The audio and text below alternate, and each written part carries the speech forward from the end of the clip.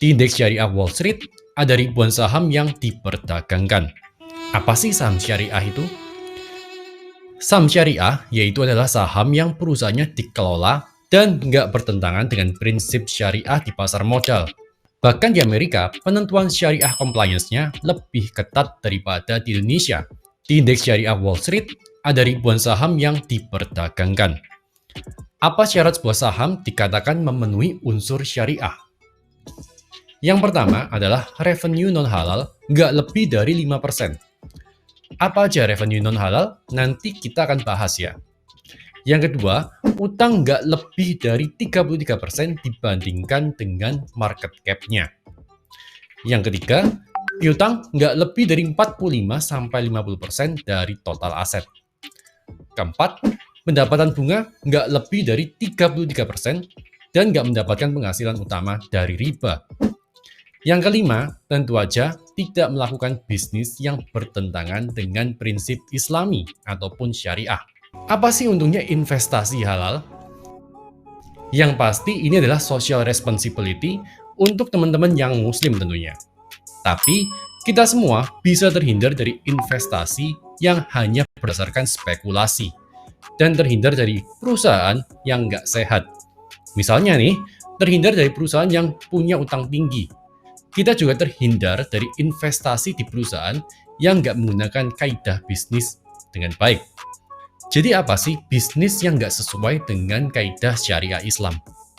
Ada beberapa, diantaranya ada bisnis minuman keras seperti alkohol, perjudian, makanan yang mengandung babi, senjata, pornografi, dan beberapa pendapat mengatakan bisnis yang berhubungan dengan rokok atau tembakau juga dikaitkan dengan bisnis yang nggak sesuai dengan syariah Islam. Nah, revenue non-halal adalah bila perusahaan berinvestasi pada bisnis-bisnis yang nggak sesuai dengan syariah Islam yang tadi udah kita sebut. Mudahnya, kalau teman-teman mau cari saham yang halal, teman-teman perlu tanyakan beberapa hal ini. Yang pertama, tanyakan bidang bisnisnya. Apakah sudah sesuai dengan kaidah syariah Islam atau belum? Yang kedua, apakah hasilnya dari bunga atau riba? Yang ketiga, apakah utangnya lebih dari 33% dibandingkan dengan aset dan market cap-nya? Biar mudah membaca laporan finansialnya, kita belajar cara bacanya dengan simpel dulu ya. Nah, data ini saya ambil dari muslimexchange.com. Yang ini dari sisi bisnis, nggak ada problematic revenue atau penghasilan dari investasi non-syariah. Interest income ini penghasilan dari bunga, ini hutang dibanding aset, dana cash-nya, kemudian ada piutang ditambah cash dibandingkan dengan aset, sementara persentase ini adalah nilai atau standar batas atas maksimalnya. Lebih kecil lebih baik.